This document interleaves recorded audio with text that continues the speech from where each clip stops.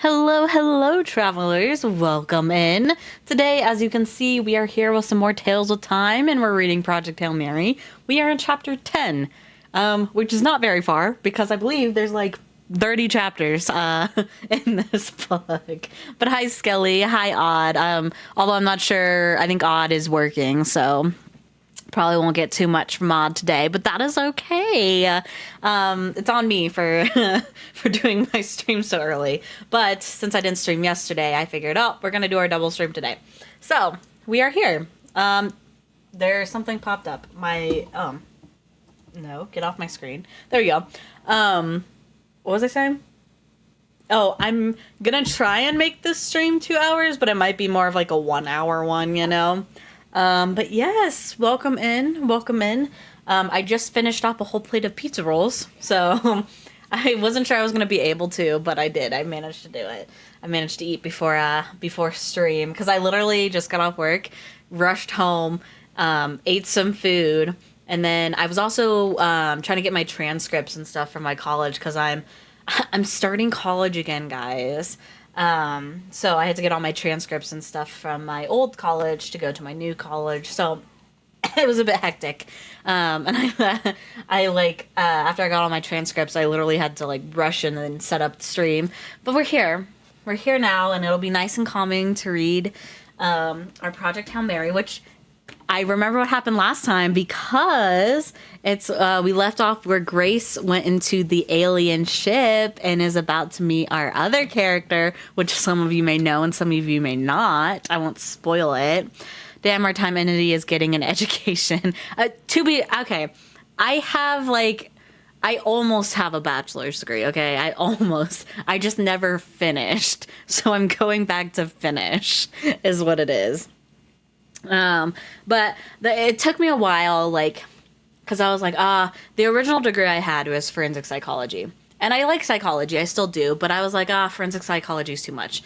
And so when I ended up moving home, I put a pause on college, because I was like, well, I just don't know what I want to do. And so for like a couple years now, I've been working at the daycare, and I just really like working with kids. Like I do. Like I think it's something I quite enjoy a lot. So I decided I wanted to go back to college for like elementary education, like teaching teaching in elementary schools and teaching kids and stuff. So I want to be a teacher, I think, honestly. Maybe a little bit of yeah. So I wanted to go for like education and like maybe social work or something like that, or maybe special education. So yeah. It's very exciting. It's very exciting. Plus, it'll help me. Well, that, and I have like a good kind of setup where like during the school year, like once I get my degree, I'll become a teacher, and then during the summer, I can go back and work at the daycare, stuff like that too. So, I don't know. I know teachers don't really get paid all that much, but I think for me personally, it's a more satisfying job. Like I think. Like I'm sure like I'll have to have like maybe like smaller jobs. Well, streaming too is I don't really like I don't make that much money off of streaming, but I make some money, which is better than none. And then commission work too, like, so I'm sure I'm obviously gonna have to find other like pathways of money, but I think I will really enjoy being a teacher. So that's what I'm aiming for in college. So I'm gonna finish my degree, yo. But really, I only had like a year and a half left for my degree before, and I finished all like my gen eds and stuff. So really, it's just the more specialized credits I need to do. So I'm kind of thankful I didn't really start those. So I started a couple of them, but those can all go towards a teaching degree anyway. So, but yes, very exciting stuff. Very exciting. Hopefully, you've all had a good Thursday. My Thursday was pretty alright. That means we'll get even less of a. No, you won't. Because I will be doing my college in the middle of the day. Like, it starts at the beginning of the school year, obviously. So, when summer is complete, my classes will start in college, but I can do those in the middle of the day, so I'll still have, like, later at night when I usually stream open still. So, I have to go back into work in a few hours. Yeesh. Well, yeah, I forget. It's still pretty early in the day, huh? My Thursday was pretty all right. We went fishing with the kids. It was a shit show, let me just say. The kids kept tangling their lines or snapping their lines, which I don't know how they were able to do that. I think they got them stuck in trees, honestly.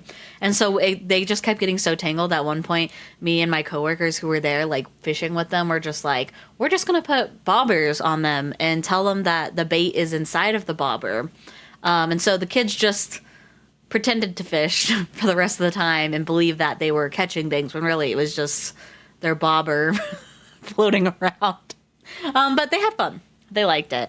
And then afterwards, I set up a big laser tag course that they got to do for like 2 hours, and that was really fun. So, but yeah, so it was a pretty okay Thursday. I'm so glad tomorrow's Friday, though. Thank God it's Friday tomorrow. I'm not going to lie.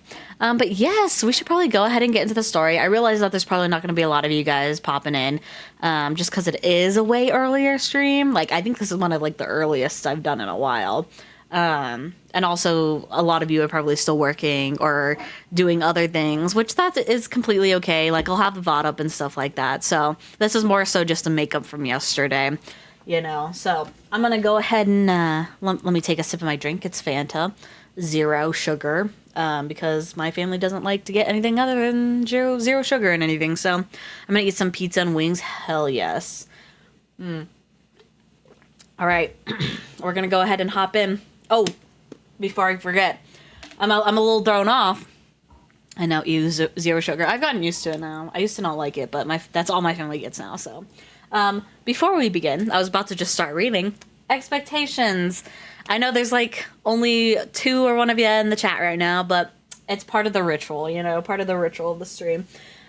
Number 1, no spoilers. Some of you may know it. In fact, Skelly, I'm sure you already know what's going to happen. You've seen the movie, maybe you've read the book or listened to the audiobook. That's completely fine. Just make sure you don't spoil it for anyone else who may later watch a stream or is currently watching this stream. I've yet to see the movie. Oh, well then never mind. Just try not to spoil it. I personally don't mind spoilers, but I know some people are very like, oh, I don't want to be spoiled for anything, which is completely fine. I respect that. Which leads me to number 2, respect. You may have different opinions about what is happening in the story or around the story or about different things that are happening in the story. That is completely fine. Just remember to respect other people's opinions. Also, along with respect, please do not spam things like... Go ahead, Skelly. I know you've been waiting for it. Like dick. Don't spam dick. Or slut. Or okay. Yeah. or any of those words. Don't spam any of those words. You can talk in chat. That's completely fine. I'll even respond to you. But just don't spam like unrelated things like that, especially if you just are trying to be funny and then it's just not funny. Of course... We let Skelly do it as the example, and it is funny. So, number 3 leads. I'm not this leads from respect and how I will respond to you guys in chat. I'm not a professional. I will stop. I will give my own opinion. I will crack my own jokes and then laugh at my own jokes. I'm not a professional reader, okay? I read a lot, yes, but that does not make me a professional at it.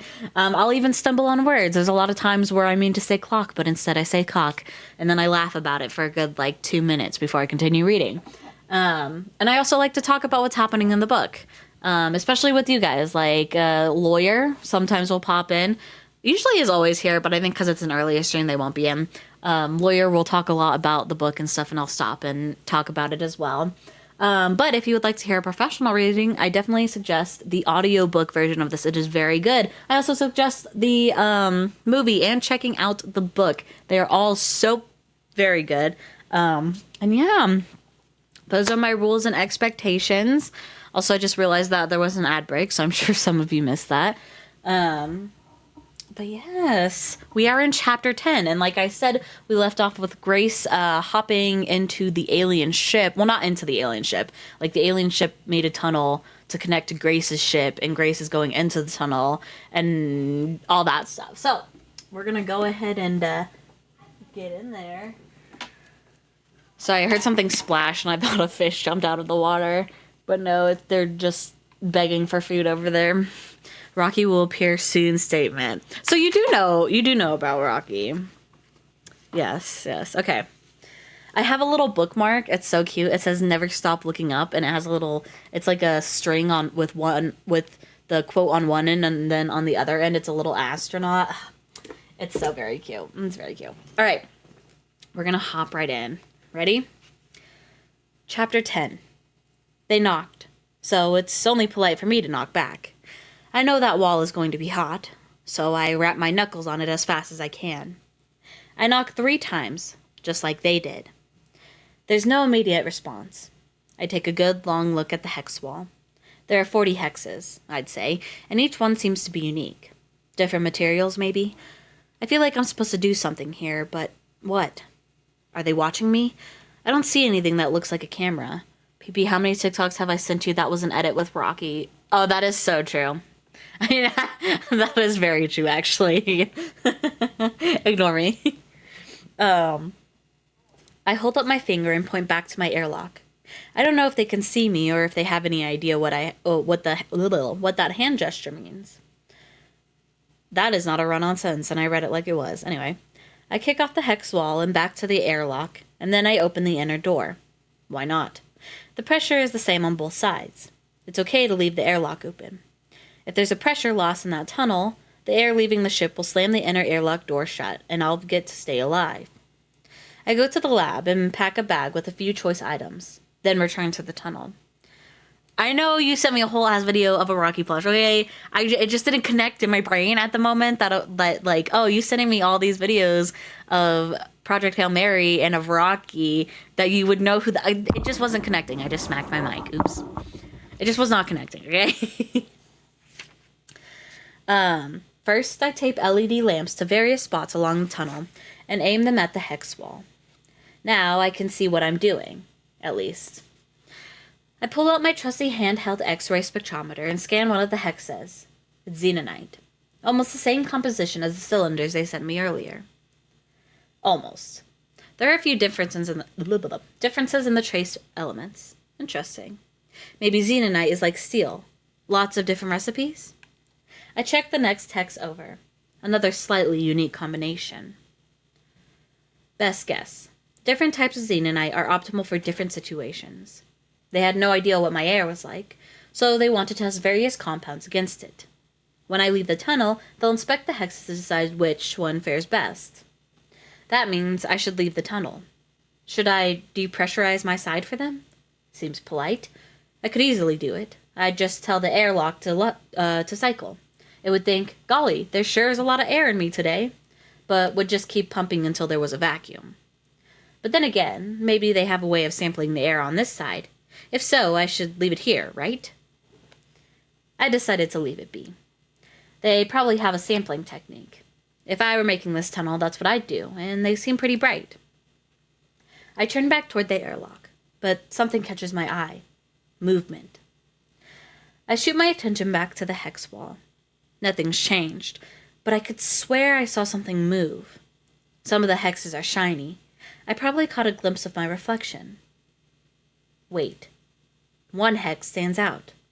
Why? It's near the tunnel wall. Not very obvious.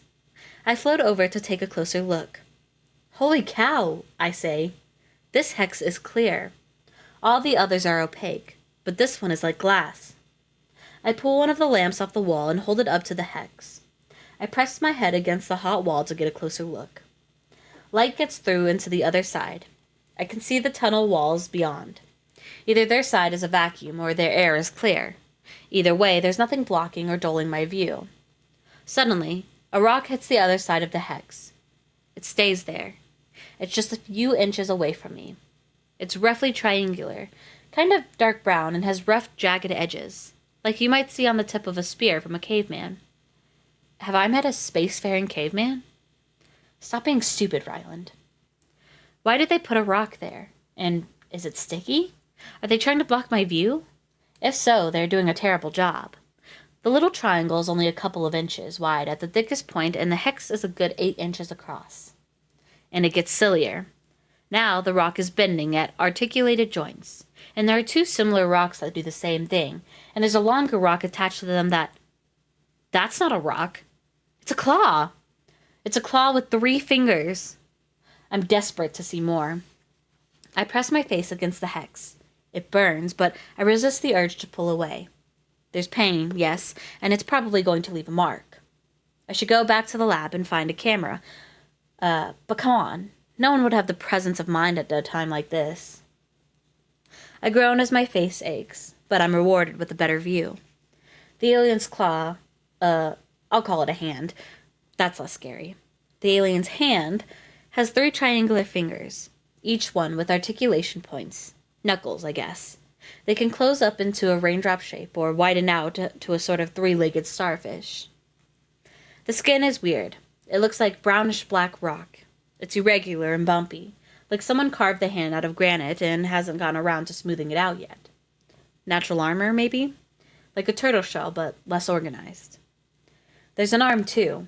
I can barely see it from this angle, no matter how hard I stupidly press my face into the hot wall of pain. But there's definitely an arm leading away from the hand. I mean, there'd have to be, right? Not just a magic floating hand. I can't take the pain anymore. I pull my head away. I feel my face. It's pretty raw, but there aren't any blisters. Tap, tap, tap. The alien is tapping the clear hex with a finger. So I flick it with my finger 3 times. It taps the hex again, 3 times.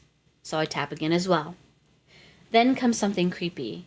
The hand retreats and returns with an object and holds it against the clear hexagon.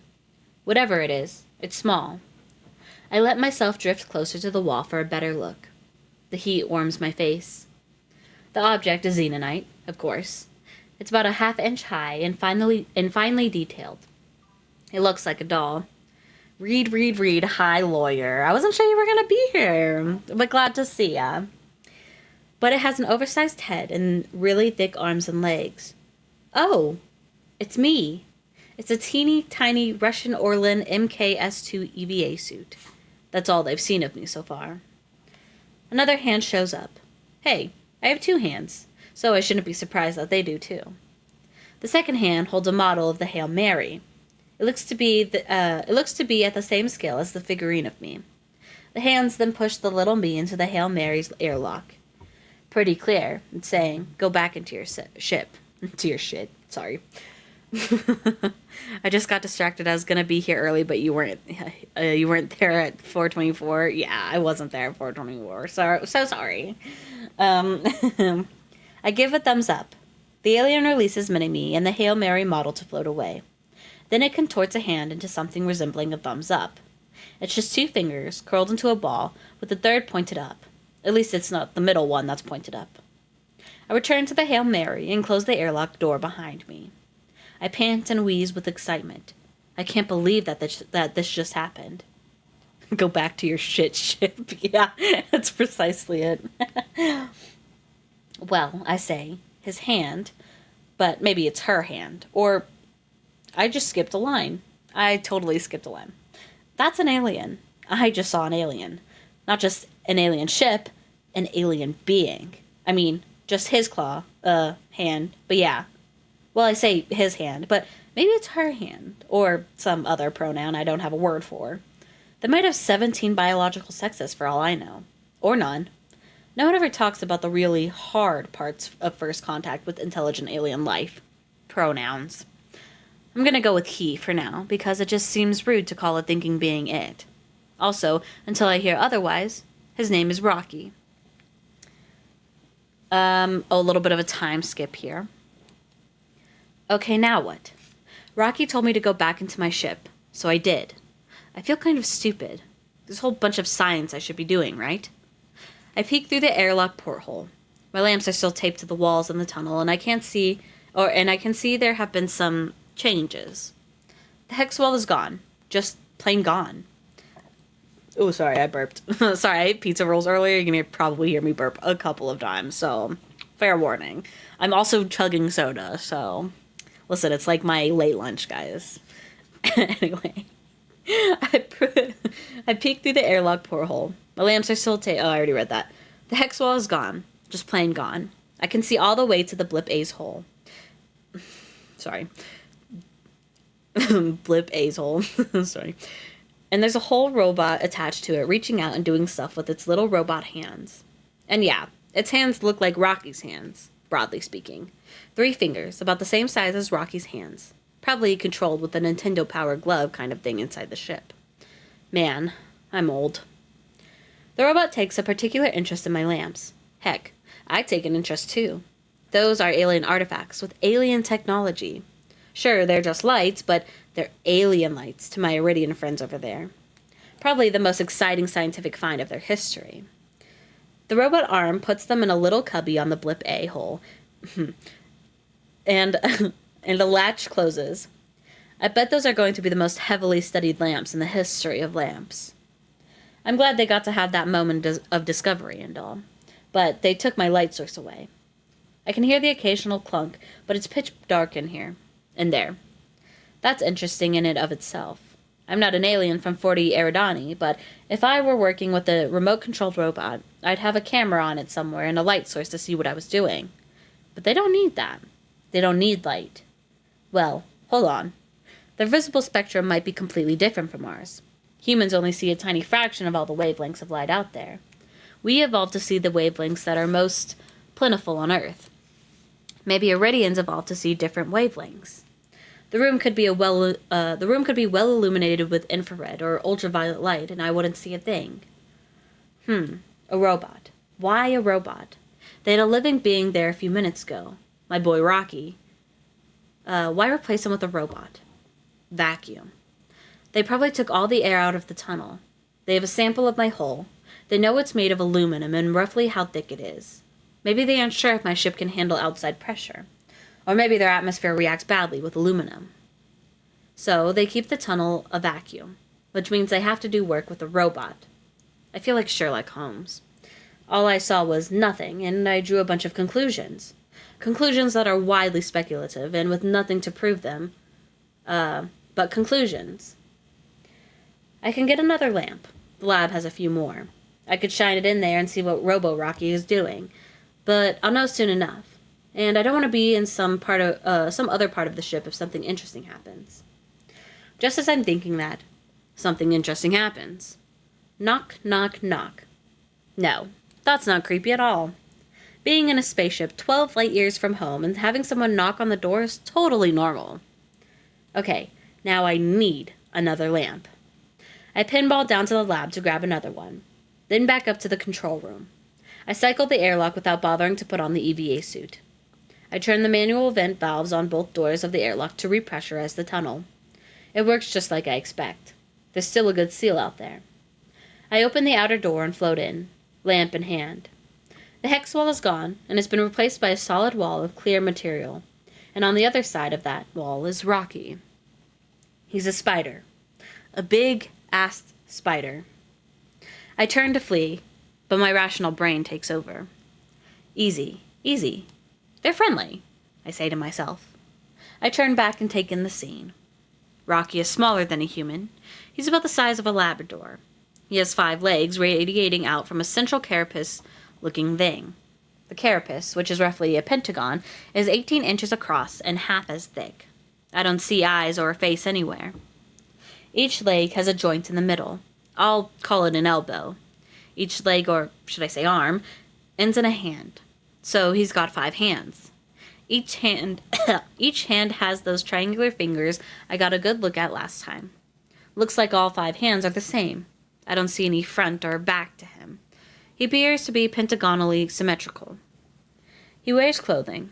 The legs are bare, showing the rock-like... He wears clothes? Since fucking when? Sorry. He wears clothing. The legs are bare, showing the rock-like skin, but there's cloth on the carapace, sort of like a shirt with 5 armholes. I don't know what the shirt is made of, but it looks thicker than typical human clothing. It's a dull greenish-brown and inconsistently shaded. Oh yeah, one of the changes the movie did.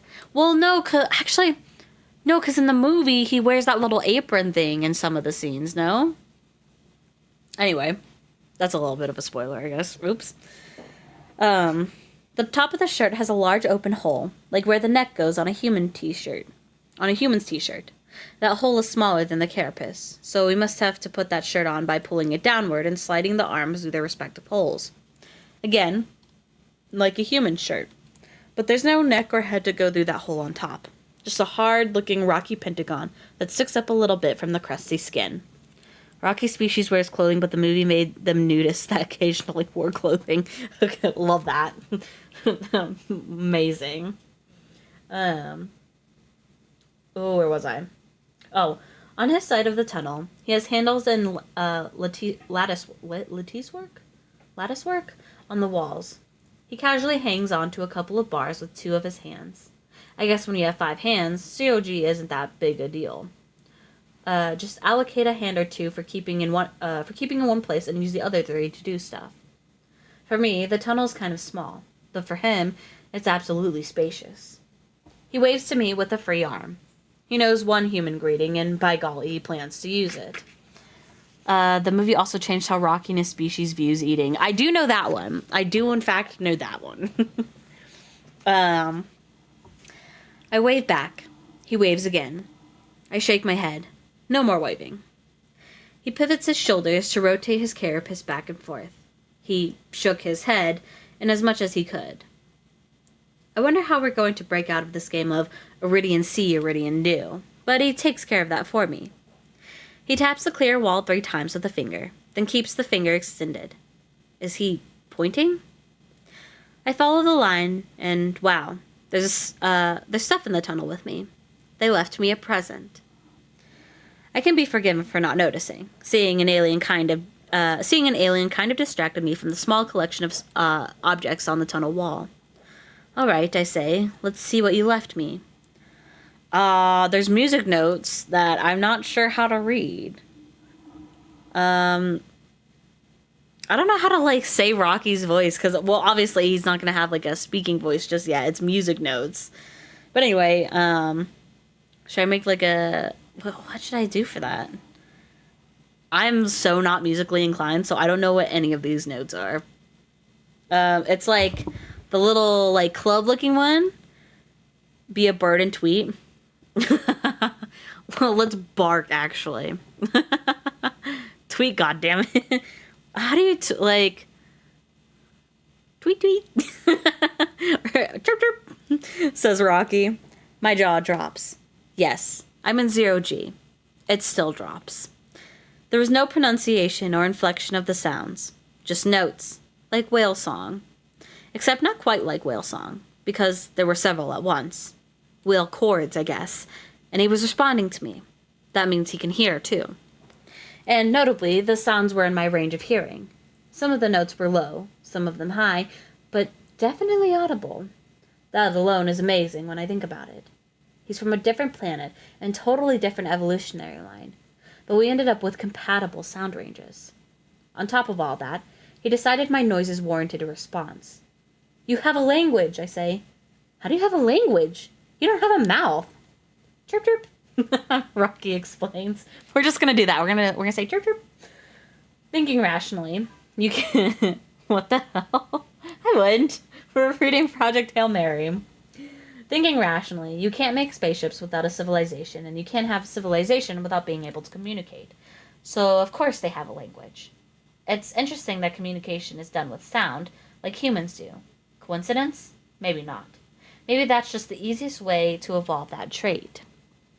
At this time, yes, it's my makeup stream from yesterday, and then we're going to stream later tonight as well, so...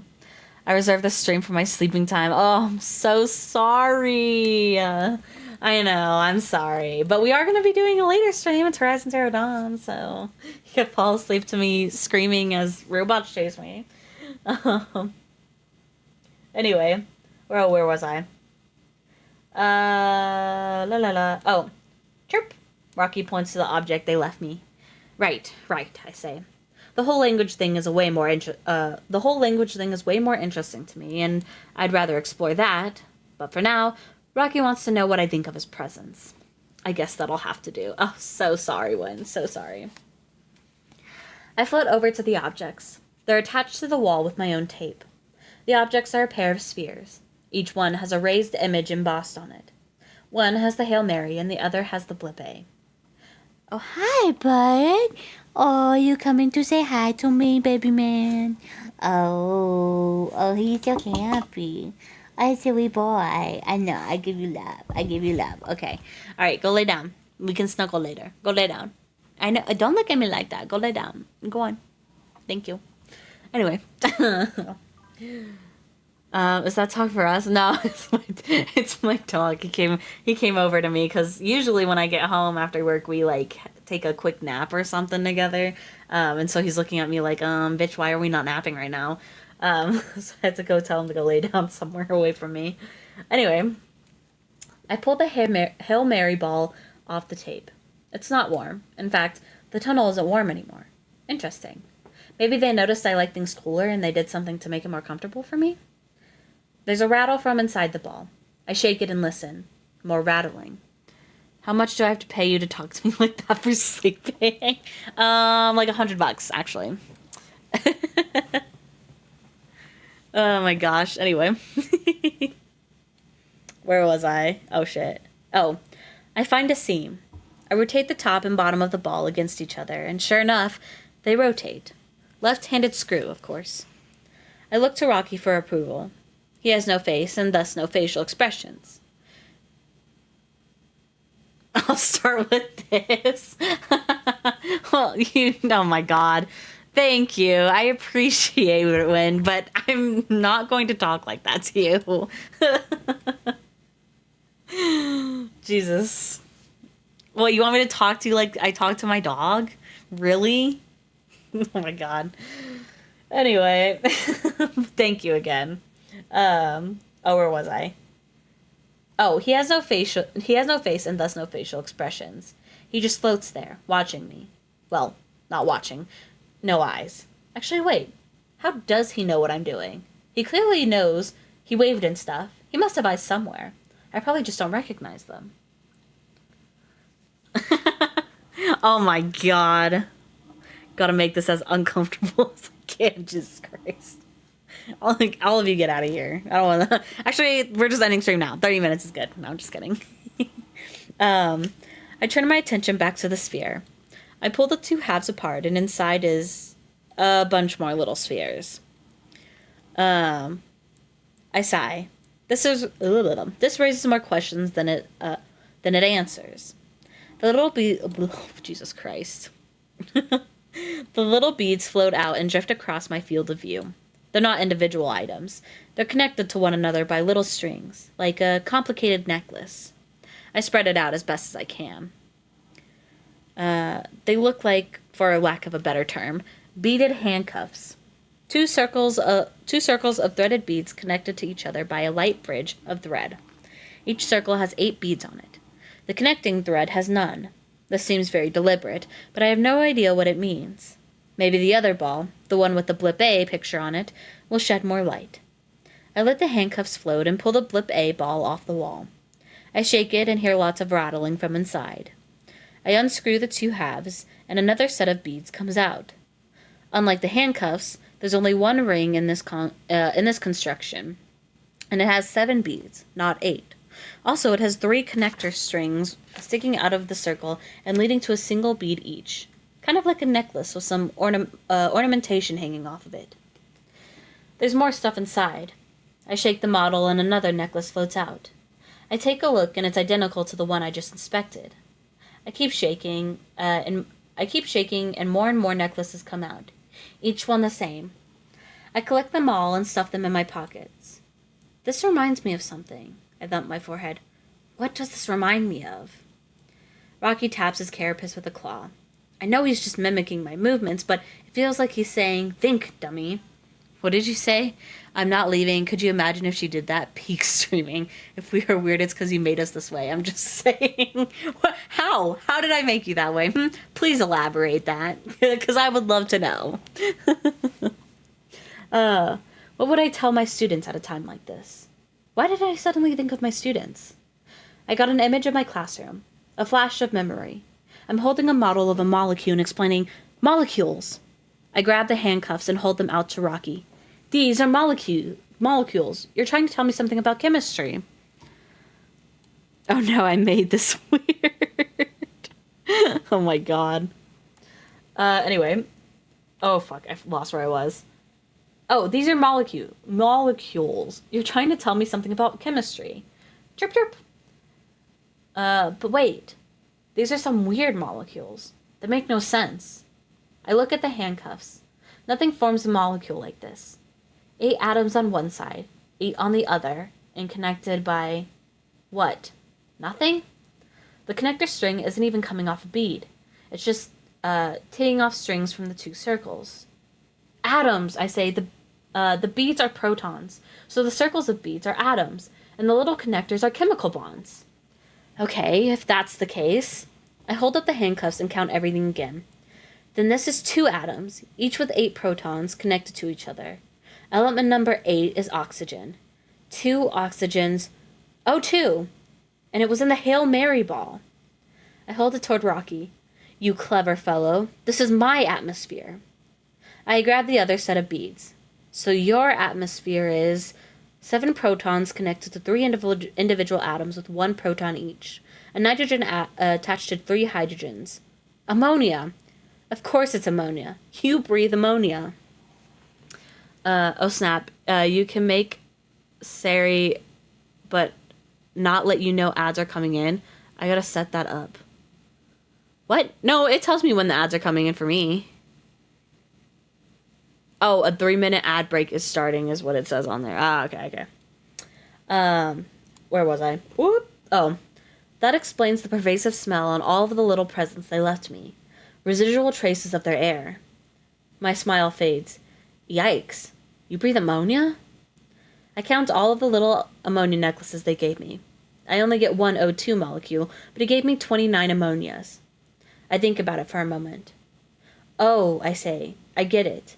I see what you're saying. I look to my alien counterpart.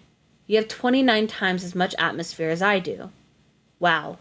2 things come immediately to mind.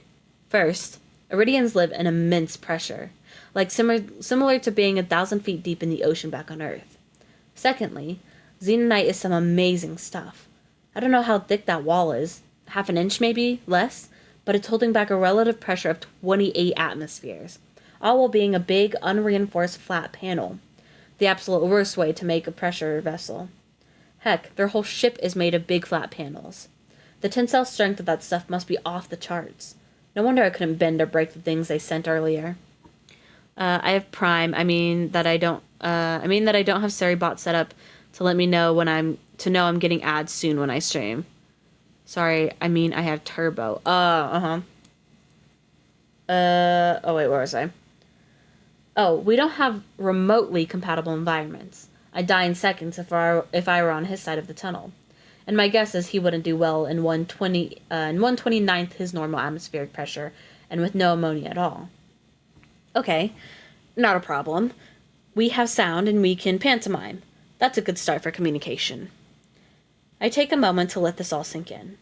This is amazing stuff. I have an alien buddy here and we're chatting. I can barely contain myself. The problem is, I haven't contained myself. Fatigue washes over me so hardly I can barely concentrate. It's been 2 days since I slept. There's just always been something monumental going on. I can't just stay up forever. I need to sleep.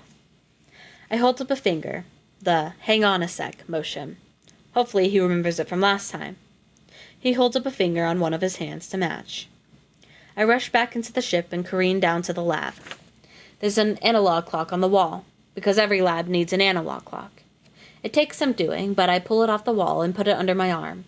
I also grab a dry erase marker from the workstation. Back I go through the control room and into the tunnel of aliens. Rocky is still there. He seems to perk up when I return. How could I know that? I don't know. He just kind of repositioned himself and seems more attentive. I show him the clock. I spin the time set dial in the back. I just want him to see how the hands move around. He makes a circular motion with the hand. He gets it. I set the clock to 12. Then I use the dry erase marker to draw a long line from the center toward the 12 and a short line from the center to the 2. I'd rather sleep a solid 8 hours, but I don't want to keep Rocky waiting too long. I'll settle for a 2-hour nap. I'll come back when the clock matches this, I say, as if that would help him understand. Chirp, chirp. He makes a gesture. He reaches forward with 2 of his hands and grabs nothing, and then he pulls the nothing toward him. What? He taps the wall and points to the clock, then repeats the gesture. Does he want the clock to be closer to the wall? I push the clock. Jesus Christ. I push the clock closer. It's always clock. It's always that word. It's always that one. God. I push the clock closer. This seems to excite him. He makes the gesture more rapidly. I move it further forward. The clock is almost touching the wall now. He does the gesture one more time, but this time a little slower. At this point, I have no idea what he wants. Nothing like pushing some cock. Oh my god. So I just push the clock up against the wall. It's touching now. He raises his hand and kind of shakes them. Alien jazz hands. Is that a good thing? Okay. I hope he understands I'll be back in 2 hours. I leave to churn, but immediately hear tap, tap, tap. What? I say. Chirp, he says, pointing to the clock. It drifted a little bit away from the wall. He doesn't like that. Okay, I say. I pull a loop of tape off the wall, unloop it, and rip it in half. I use the 2 halves to tape the left and right side of the clock to the clear wall. Rocky gives me jazz hand signals again. I think it means yes or I approve of this, like nodding. I turn to leave again. Tap, tap, tap. I spin around once more. Dude, I just want a darn nap. He holds up a finger, using my own sign language against me. Now I have to wait. I guess that's fair. I hold up my finger to acknowledge it. He opens a circular door leading into his ship. It's the right size for an Iridian. I would have a hard time squeezing through if that ever became a plan. He disappears inside, leaving the door open. I'd love to know what's beyond the door, but I can't see anything. It's pitch black in there. Tap, tap, tap, dab, dab, dab. Interesting. It is completely dark in his ship. That door probably leads to an airlock, but even an airlock would have some lights in it, wouldn't it?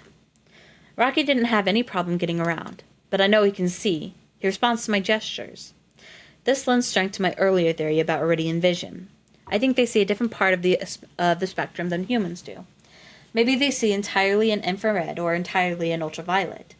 That airlock might be perfectly lit up as far as Rocky's concerned, and I can't see a thing. Conversely, my lights are completely useless to him. You know what's crazy? I'm listening to this while at the gym. Craziest thing I have ever put on for workout motivation. I'm glad this is, well, I wouldn't say it's a good workout motivation, but I'm glad you're here listening to it. I wonder if we have any wavelengths in common. Maybe red, the color with the lowest wavelength that humans can see, is chirp. The highest wavelength they can see, or something, might be worth looking into. I should bring a rainbow of lights in and find out if he can. Oh, he's back. Rocky bounces into the tunnel, and Spider walks along the rails to the dividing wall.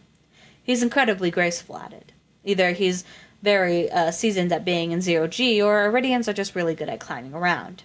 They have 5 hands with opposable fingers, and he's an interstellar traveler, so it's probably a little bit of both.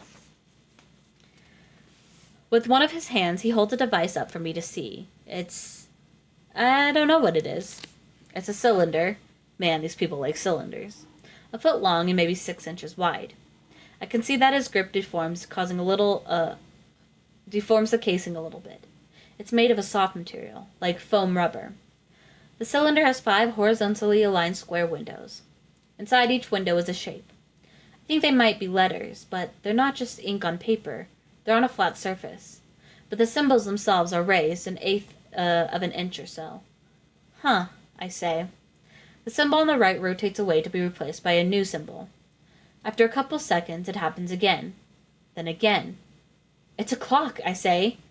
I showed you a clock, so you showed me a clock. I point to my clock, still taped to the wall, and then to his. He does the jazz hands with two of the hands he's not using at the moment. I do jazz hands back. I watch the Iridian clock for a while. Rocky just holds it in place for me to see. The symbols, numbers probably, cycle through on the rightmost window. They're on a rotor, like an old-school digital clock back home. After a while, the rotor one step to the left of it changes one position. Aha! As far as I can tell, the right rotor changes once every 2 seconds. A little more than 2 seconds, I think. It cycles through 6 unique symbols before repeating L, I, V, upside down Y, and upside down A, in that order. Whenever it reaches L, the next rotor to the left advances 1 step. Eventually, after about a minute of this, that second from the right, what was that? After about a minute of this, that second from the right rotor works its way through all the symbols, and when it reaches L, the third rotor from the right advances. Looks like they read information from left to right, same as English. Neat coincidence, though not incredibly unlikely. I mean, there's really only 4 options: left to right, right to left, top to bottom, or bottom to top. So there was a 1 in 4 chance we'd be the same. So his clock is intuitive for me to read, and it works like in odometer. L is clearly the 0. From that, I know that I is 1, V is 2, upside down Y is 3, plus sign is 4, and upside down A is 5. What about 6 through 9? They don't exist. After upside down A, we go back to L. Iridians use base 6. Of all things I teach my students, numerical bases are the hardest to make them truly understand. There's nothing special about the number 10. We have 10 unique digits because we have 10 fingers. Simple as that. Rockies have 3 fingers per hand, and I guess they only like to use 2 hands when counting. They probably keep the other 3 feet/hands on the ground to stay steady. So they have 6 fingers to work with. I like you, Rocky. You're a genius. And he is. With this simple act, Rocky showed me, 1, how Iridian numbers work, base 6, how Iridian numbers are written, L, I, V, upside down Y, plus sign, upside down A, how Iridians read information, left to right, and how long an Iridian second is. I hold up a finger and rush back into the ship to get my stopwatch. I come back and time Rocky's clock. I start the timer just as the third rotor changes state. The right rotor continues clicking over every 2 seconds or so, and every 6 steps, the next rotor advances 1. This is going to take a while, but I want as accurate a count as possible. It takes around a minute and a half for the third rotor to move just 1 step. I can expect to be at this for 10 minutes or so, but I plan to watch the whole time. Rocky gets bored. At least, I think that's what happens. He starts fidgeting, and then lets the clock float in place near the divider wall. Then he wanders around his side of the tunnel. I'm not sure if he's doing anything in particular. He opens a door leading into a ship, begins to climb through, and then stops. He seems to think it over, then changes his mind. He closes the door. He doesn't want to leave while I'm still here. After all, I might do or say something interesting. Chirp, he says. It's kind of poetic now that I think about it being here at the gym and one of the characters is called Rocky. It kind of is, yes. It kind of is. I know, I say. I hold up a finger. He holds up his finger, then returns to slowly bouncing from wall to wall, 0G pacing. Finally, the third rotor completes a full lap, and I stop my timer. Total time, 511 seconds.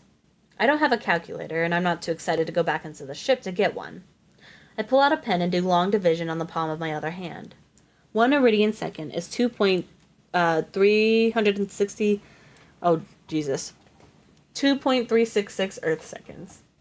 I circle the answer on my palm and stare at it. I had a few exclamation points nearby because I feel like they're warranted. I know it doesn't seem like much, but this is a huge deal. Rocky and I are astronauts. If we're going to talk science. And just like that, Rocky and I have established a fundamental unit of time. Next up, length and mass. No, actually, next up, a nap. I'm so tired. I pull my clock off the wall, circle the 2 with my dry erase marker, just to be as clear as possible, then tape it back in place. I wave. He waves back. Then I go back for a nap. Time skip. This is ridiculous. How could I expect to sleep? How could anyone under these circumstances? I'm still wrapping my head around what's happening. There's an alien out there. And it's killing me that I can't find out what he knows about astrophage. But you can't talk about complex scientific concepts with someone via pantomime. We need a shared language, however rudimentary. I just need to keep doing what I'm doing. Work on science communication. The verbs announce physics. It's the one set of concepts we're guaranteed to share. Physical laws are the same everywhere. And once we have enough words to actually talk about science, we'll start talking about astrophage. And then, And then, do they want me to do the math on this number? Because it's fucking in iridium. And in VVL upside down Y I iridian seconds, I'll be talking to him again. How the heck can a guy... Oh, wait, hold on. Time skip. There goes Pocket using her powers again. Yeah, I just love the time skips. How the heck can a guy sleep at a time like this? There's no way I can just... and that's the end of chapter 10. Okay. How long is the next chapter? Let me see. Okay. We'll read chapter 11. And then we'll probably call it there. It's a bit long, but not too horribly wrong. Long? Not wrong. Long.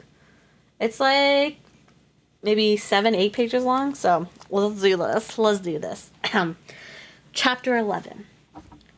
I think we're in the past. Or maybe it's still the present. My timer beeps at me. I'd set it for a 2-hour countdown. It just reached 0. Oh no, it's the present. I blink a couple of times. I'm floating in a fetal position in the control room. I didn't even make it to the dormitory. I am not rested at all. Every pore of my being yells at me to go back to sleep. But I told Rocky I'd be back in 2 hours, and I wouldn't want him to think humans are untrustworthy. I mean, we're pretty untrustworthy, but I don't want him to know that. I trudge. Can you trudge in 0G? I say yes. Through the airlock. Rocky is there waiting for me in the tunnel. He's been busy in my absence. There's all sorts of stuff in there now. The Iridian clock is still ticking away, now mounted to one of the lattice poles. But more interesting to me is the box that's been added to the dividing wall. It's a 1-foot cube, and it juts out into my half of the tunnel. It's made of the same transparent xenonite that the rest of the wall is made of. On Rocky's side, the box has a flat panel door with an opaque xenonite barrier. Also, there's a square hole with a perfectly fitted square pipe leading away. What just happened? Why did it suddenly say a welcome to Pocket of Time's chat room? Okay. Interesting. I don't know. I wonder if my thing lagged a little bit. I mean, we aren't trustworthy, but I don't want him to know that. Classic human behavior. True. That's true. Because I'm here? Oh, yes. Okay.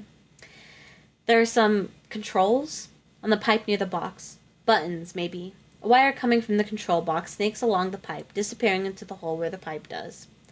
Meanwhile, on my side of the cube, is a crank. Roughly the same shape as my own airlock door's crank. And that's attached to a square panel like the one on Rocky's side, and... It's an airlock, I said. You made an airlock in our airlock tunnel. Brilliant. Simply brilliant. Rocky and I can both access it. He can control the air in that little chamber by means of the mystery pipe, which presumably leads back to some pipes or something in the blip A. And those buttons, or whatever are the controls. And those buttons, or whatever are the controls. What? And those buttons, or whatever... Oh, Jesus. And those buttons, or whatever, are the controls. I was reading it, it wasn't processing, so sorry. Just like that, we have a way to transfer stuff back and forth. I do jazz hands. He does them back. Again with a square. Flat panels. Who makes a square airlock? Especially one designed to handle Iridian atmospheric pressure. Even the pipes that run the mini airlock are square.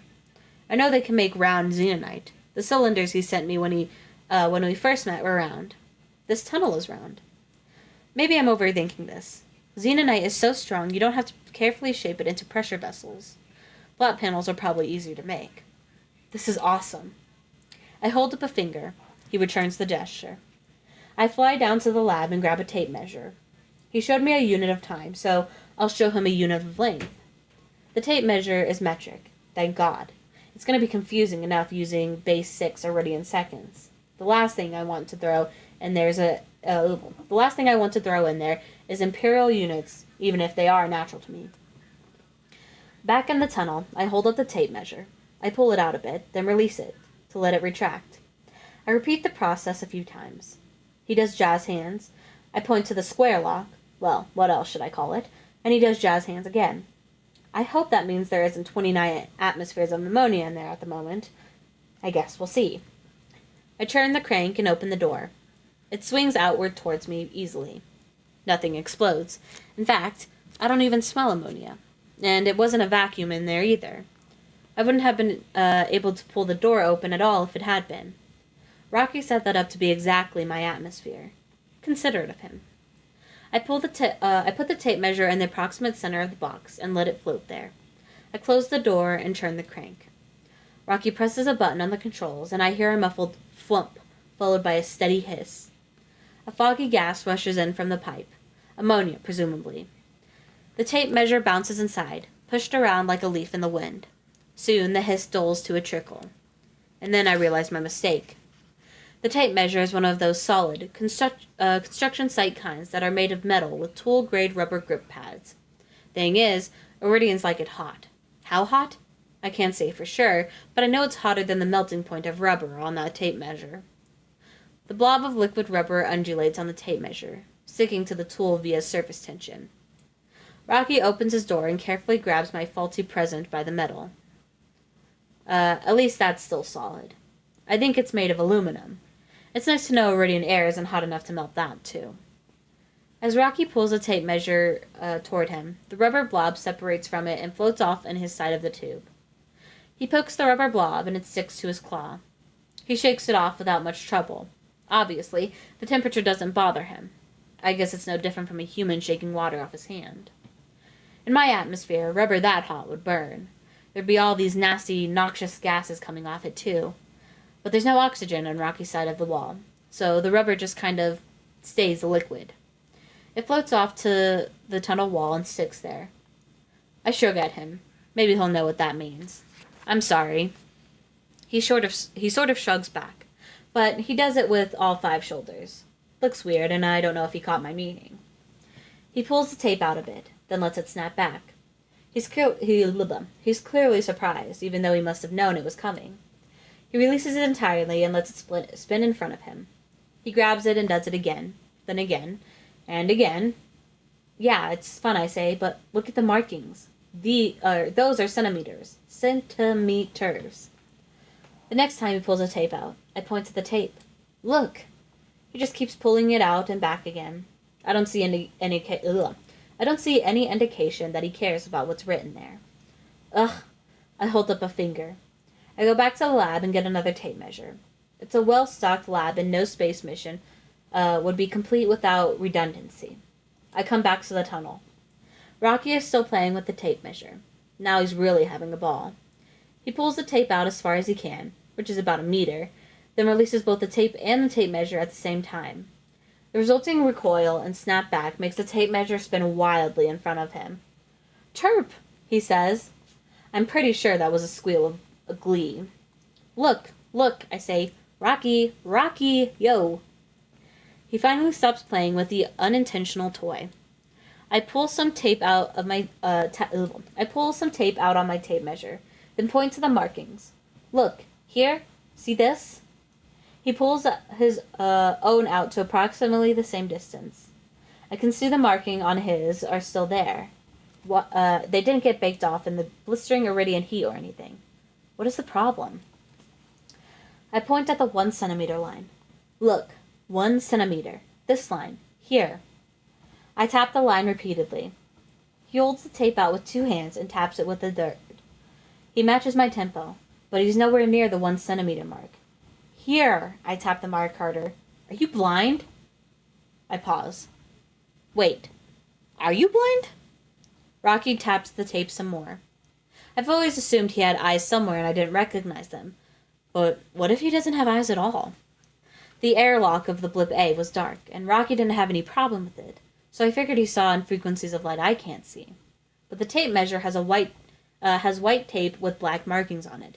Any vision in any spectrum should be able to discern black on white. Black in the absence of light, and white is all frequencies equally reflected. Wait, this doesn't make sense. He knows what I'm doing. He mimics my gestures. If he doesn't have vision, how can he read my clock? How can he read his own clock? His clock has thick numbers, like an eighth of an inch, and thinking back, he actually did have some trouble with my clock. He needed me to tape it to the divider wall. When it floated an inch away, he got upset. Just being close to the divider wasn't enough. The clock had to be touching it. Sound, I say? Do you see with sound? It would make sense.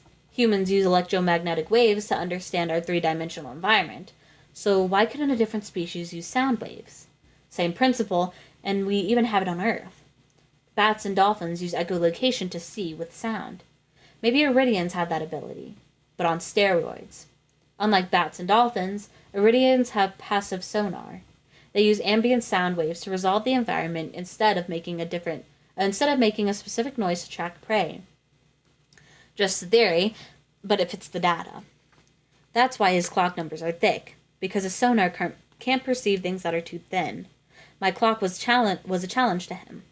He can't see the ink, but the hands are solid objects, so he knows about them. But the whole thing is encased in plastic. I slapped my forehead. That's why you needed the clock pressed against the wall. You needed the sound waves bouncing around in it to get to you more easily. And the tape measure I just handed you is useless. You can't see the ink at all. He plays with the tape measure some more. I hold up a finger. He's more focused on the tape measure toy, but he absently returns this gesture with one of his spare hands. I fly back into the ship, through the control room, and into the lab. I grab a screwdriver and head farther down to the dormitory.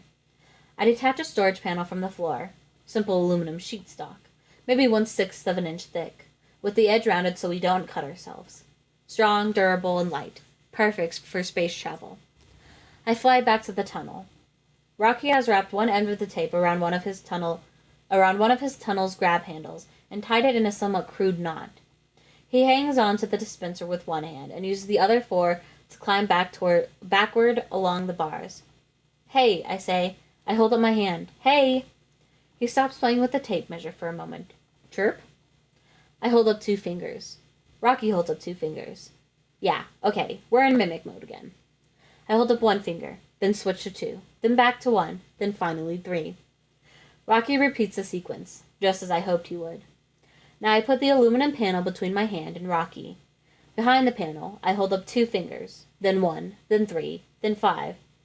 Rocky holds up 2 fingers, then 1, then all 3. He brings in a second hand to hold up 2 more fingers for a total of 5. Wow, I say.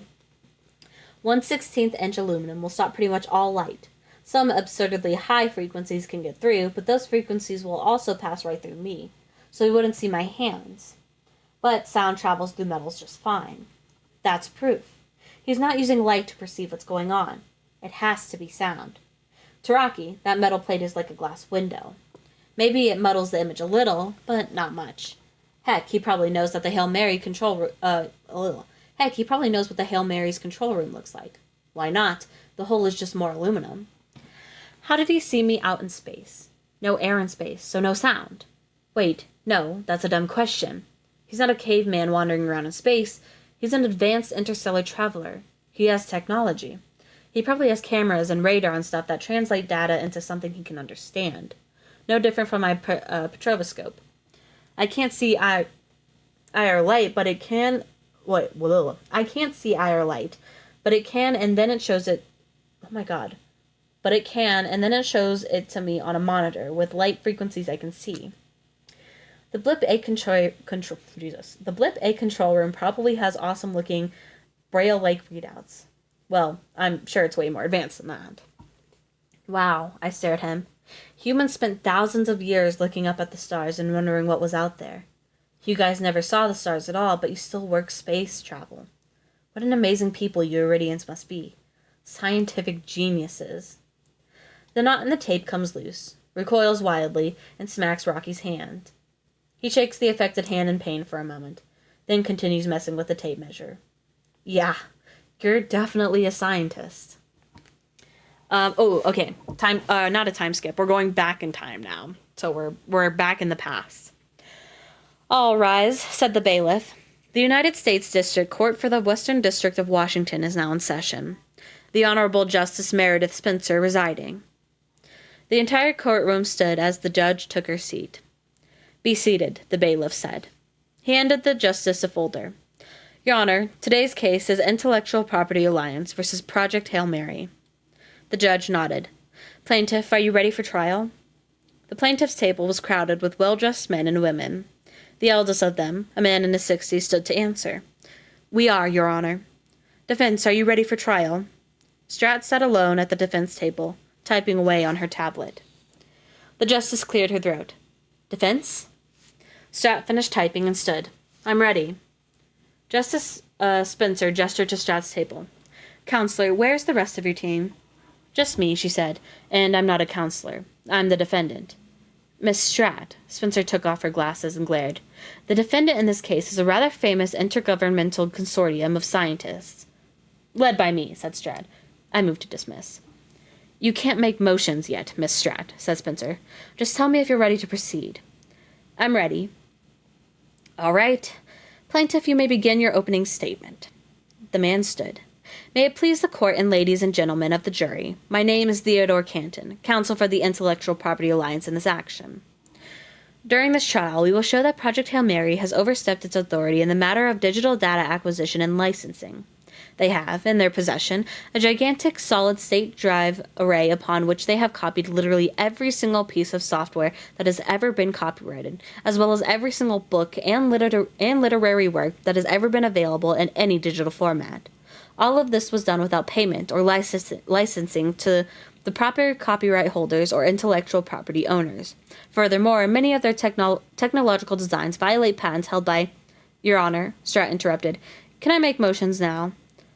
"Technically," said the justice, "but it's a I move to dismiss." "Your Honor!" Canton protested. "On what grounds, Miss Strat?" said the justice. "Because I don't have time for this bullshit," she said. "We are building a ship to literally save our species, and we have very little time to get it done. It will have 3 astronauts, just 3, to do experiments we can't even conceive of now. We need them to be prepared for any possible line of study they deem necessary, so we are giving them everything. The collected knowledge of humankind, along with all software. Some of it is stupid. They probably won't need Minesweeper for Windows 3.1, and they probably don't need an unabridged Sanskrit to English dictionary, but they're going to have them." Canton shook his head. "Your Honor, my clients don't dispute the noble nature of the Hail Mary project. The complaint is in the illegal use of copyrighted material and patented mechanisms." Strat shook her head. "It would take a ridiculous amount of time and energy to work out licensing agreements with every company, so we're not doing it." "I assure you, Miss Strat, you will comply with the law," said the justice.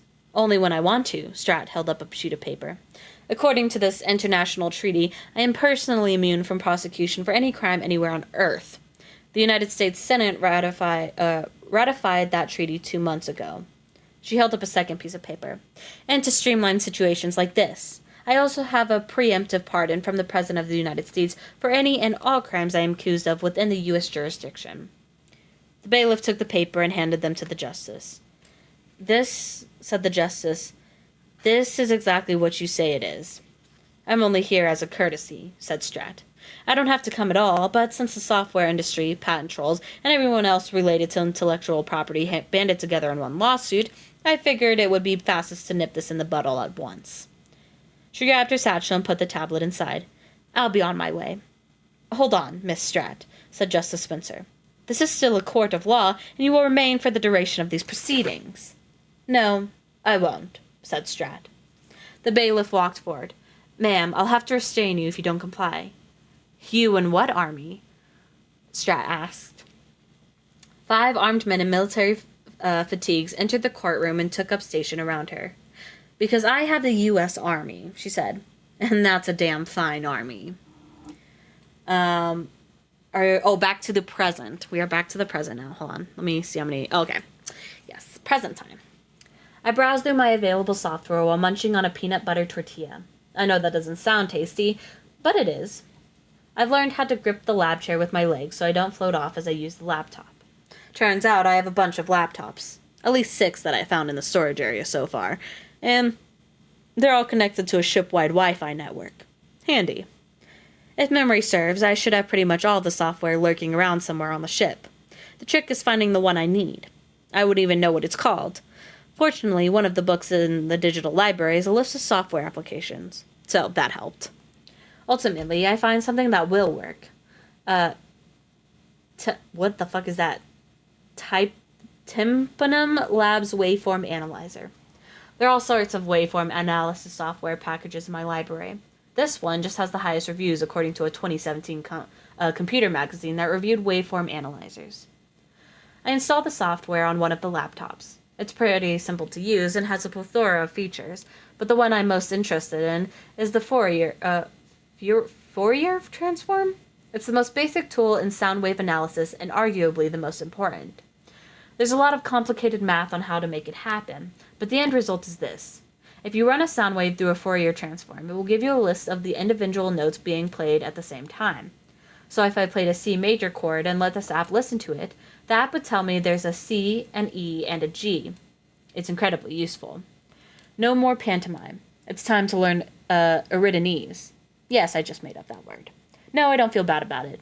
I'm doing a lot of things for the first time in human history out here, and there's a lot of stuff that needs naming. Just be glad I don't name stuff after myself. I launched Microsoft Excel on another laptop and taped the two laptops together back to back. Yes, I could just run both applications on one laptop, but I don't want to switch back and forth. I fly up through the ship and back into the tunnel. Rocky isn't there. Rocky can't just spend all day waiting around for me, but why don't they have someone in the tunnel at all times? If my crewmates were still around, we would definitely rotate. Are you good over there?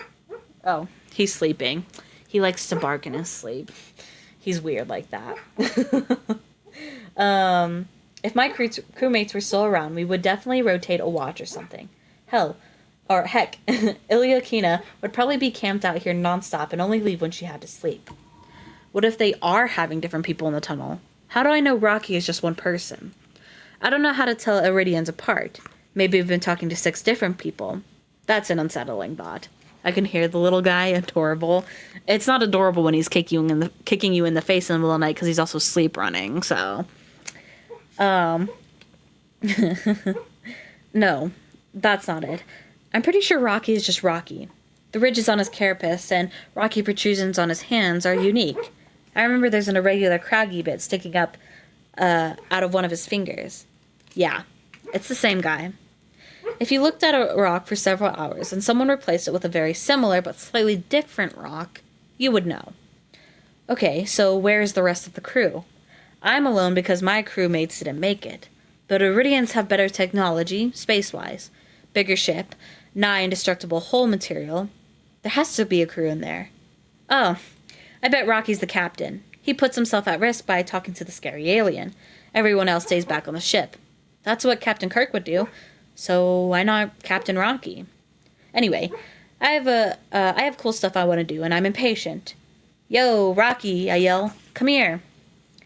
I listen for any sounds of movement. Come on, man. Your entire range sensory input is sound. I bet you can hear a pin drop a mile away. You know I'm calling you. Move your, whatever serves as your butt. I want to talk. I wait and wait, but no Rocky.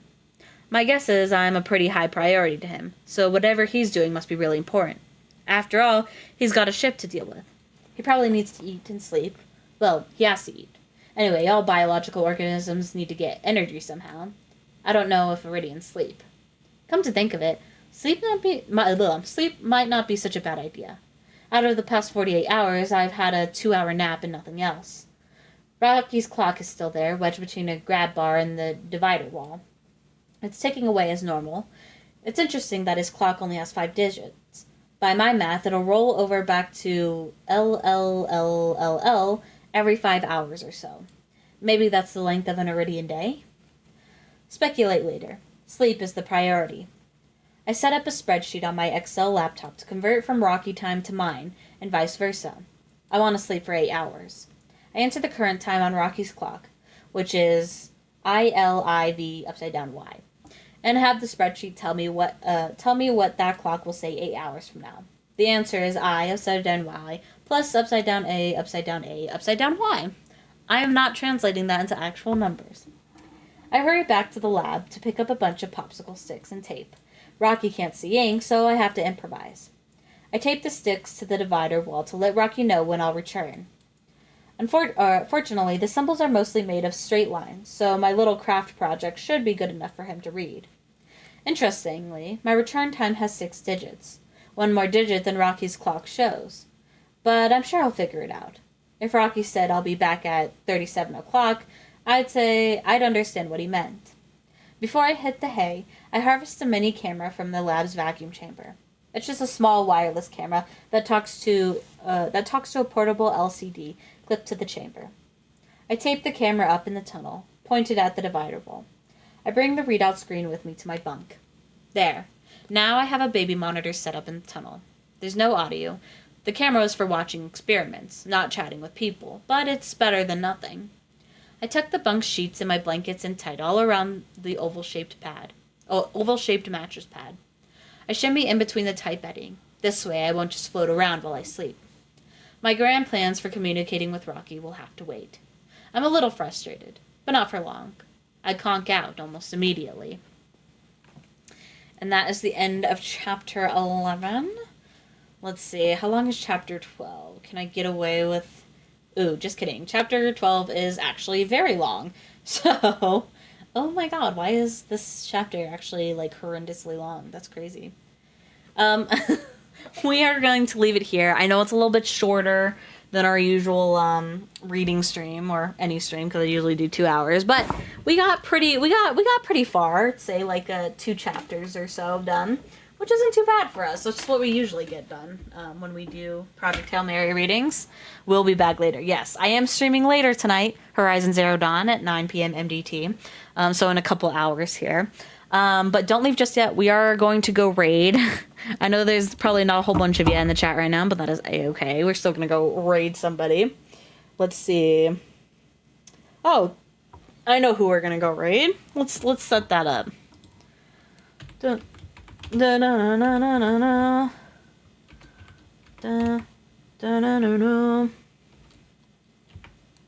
But yes, hopefully I will see you all later tonight. If not, I will catch you in the next one. But have a good night, day, whatever it may be for you travelers. And bye-bye.